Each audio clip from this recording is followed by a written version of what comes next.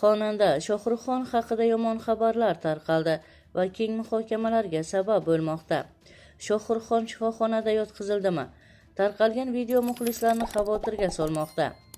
Assalomu alaykum qadrli tomoshabin, kunning tezkor xabarlarini o'tkazib yubormaslik uchun video ostida like tugmasini bosishni hamda obuna bo'lishni unutmang. Ijtimoiy tarmoqlarda xonanda Shohruxxonning shifoxona palatasida ekani aks etgan video tarqalib, muxlislar orasida turli taxminlarga sabab bo'ldi.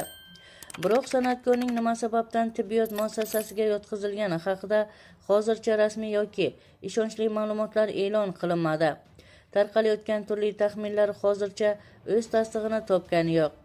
Shuningdek, xonandaning o'zi yoki uning yaqinlari ham mazkur holat yuzasidan hozircha rasmiy bayonot bermadi.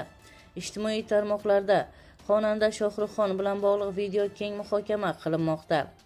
Kadrlarda san'atkorning shifoxona palatasida ekani ko'rinib, bu holat muxlislar orasida turli taxminlarga sabab bo'lmoqda.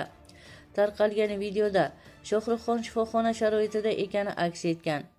Biroq hozircha uning nima sababdan tibbiyot muassasasiga yotqizilgani haqida rasmiy yoki ishonchli ma'lumot e'lon qilinmagan.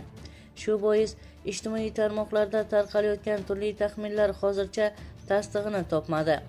San'atkorning o'zi yoki uning yaqinlari ham mazkur holat yuzasidan hozircha rasmiy bayonot bermagan. Muxlislar esa xonandaga tezroq sog'ayib ketishini tilab, qo'llab-quvvatlov xabarlarni yozmoqda. Agar bu holat yuzasidan rasmiy bayonot yoki san'atkorning o'zi tomonidan izoh berilsa, qo'shimcha ma'lumotlar albatta e'lon qilinadi. Qadrli tomoshabin, sizga yetkazmoqchi bo'lgan xabarlarimiz shundan iborat edi. Shu va shu kabi xabarlarni o'tkazib yubormaslik uchun video ostida like tugmasini bosishni hamda obuna bo'lishni unutmang.